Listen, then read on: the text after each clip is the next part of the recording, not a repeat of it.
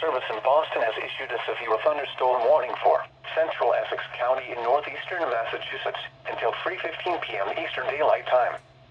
At 2:34 p.m. Eastern Daylight Time, a severe thunderstorm was located over Topsfield, or near Danvers, moving southeast at 15 miles per hour.